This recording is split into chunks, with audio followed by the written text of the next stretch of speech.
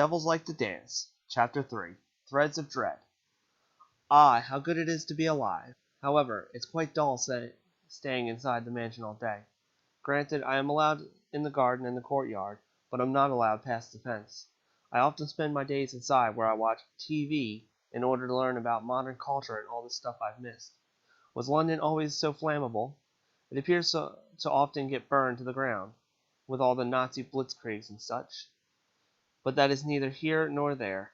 I want to go and see the city for myself, not just on TV or while riding in the car with Sebastian in order to pick CL up from school every day. What I have seen is quite amazing. There's cars and lights everywhere, people walking around in funny clothes, cyclists riding their machines. In fact, there are many machines. People ride in them, carry them, they hold them up to their ears and talk into them. CL claims that is what modern telephones are like. It's extraordinary. My prayers to enter the city were answered by none other than a fallen angel. CL entered the entertainment room where I was watching Torchwood, which is, if you ask me, like the gay version of Primeval. "Get up, we're going to town," he said while tossing an old pair of shoes at me. Immediately I stood up. Really? Whatever for? "To get you some clothes of your own. I'm tired of having to let you borrow mine." Understandable, I don't have any clothes, so I've had to liberate some from CL. I was wearing a blue t-shirt with a small stain on the collar that appears to be chocolate, and some jeans. Both were a bit too small for me, although it is my understanding that having jeans that are too small is stylish nowadays somehow. However, not nearly as stylish as the attire of the boy who was quickly picking out a coat to throw at me.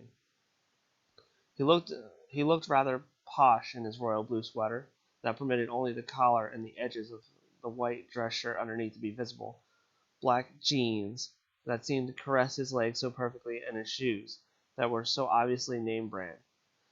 Perhaps I will be allowed to wear such fancy clothes after today. As I attempted to ponder this, the high-class hipster had put on his name brand, expensive as hell, coat on and started to shoo me out the door. We walked to the awaiting vehicle or method of transport, and I proceeded to gracefully plop down into the back seat, where surprisingly CL joined me. "Sebastian, we'll be going to the mall," he said. "Are you sure that is wise, my lord?" The man behind the wheel continued with, "I think that might be a bit overwhelming for Alois. That's the only place I can think of where we can see a large variety of clothes and styles." He paused for a moment. "It'll be annoying if he whines about our choices later." He spoke as though he had to clarify himself. "So I get to pick my own clothes then?" "Just don't pick anything weird." He went back to looking out the window. "I don't want to be seen in public with a deranged-looking blonde." He paused and looked over to me with a smirk. "And I refuse to be seen in public with one dressed in drag." "Well, aren't you nice?" "I'm going to buy you clothes, so yes I am." I thought I heard a small chuckle coming from the driver's seat, but I'm just going to chalk that up to my imagination. Seeing as though I'm not going to out-smart-ass the brunette in the seat next to me, I decided to look out the window. Mother of God, it's just like on TV. The buildings, the lights, the fashion, the double-decker buses. It feels like I'm on another planet somehow. "Alois, please stop bouncing around in the seat. You're shaking the entire vehicle. Also, don't press your face against the window like that. You're smudging it." My excitement was totally ruined by the front seat poopy pants man. Doesn't he know how hard it is to adjust to a different time period? Something told me that arguing with him was going to be useless as well, so I forced myself to settle with sticking my tongue out at him. Thought I heard a small chortle come from the seat next to me, but that seems doubtful somehow. We arrived at this gigantic complex. It was probably as big as the Phantom Hive and Trancy mansions combined. I was literally at a loss for words. I couldn't take my half-wit wonder. I suddenly felt someone kick my leg. I turned to gaze into the eye of the perpetrator. "Ow, what did you do that for?" "Just making sure you're awake. Let's get inside. It's bloody freezing out here." I followed the vertically challenged gentleman inside the massive building. My immediate reaction: it looks like an opera house, but less elegant and more fun-looking. This place was a damn joyous wonderland of excitement and adventure. Just as I was about to run off and play, I was stopped by the fun police, aka the butler in black. Don't! Something about the way he said that single solitary word made all that excitement I felt before turn into nearly pants-shitting terror, and with that, I stayed with my designated group. We passed many clothing stores, but there was one that stood out. Something or other topic. What about that store? Oh, I was just waiting for you to find that one. Fine, go ahead. Sir Phantom Hive hath spoken. Into the store I shall go to reap a plentiful bounty. Bravely I led the way on the treacherous journey into the store. As I frolicked, I picked up whatever looked interesting and ventured toward the dressing room. It took me a while to figure out how to put some of the clothes on. I also think some of these might be for girls. Well, whatever, I thought.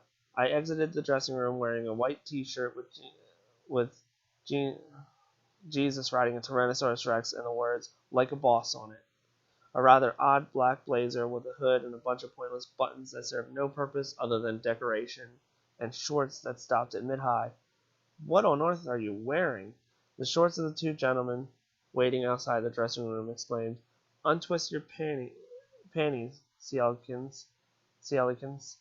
I think I look fabulous, if I do say so myself.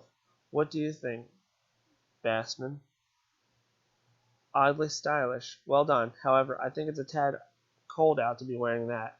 Ciel interrupted the conversation to yell some more. "Who cares about weather? Those shorts." No man with any self-respect would be caught dead in shorts that short. I never thought he'd get so flustered over a pair of shorts. Okay, time to mess with him. Inside voices, Ciel. We're in public.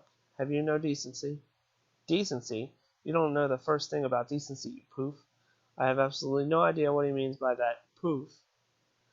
Is it some sort of modern slang term? Whatever, I'll look it up later. What's wrong, Ciellikins? Do I mesmerize you?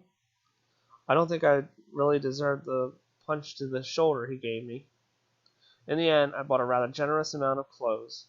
Shirts, shoes, pants, jackets, a coat or two, but the one thing I bought in bulk were shorts that come up to the mid-thigh, simply because messing with Ciel is too much fun. Also, they make my arse look amazing. Who wears short shorts? I wear short shorts.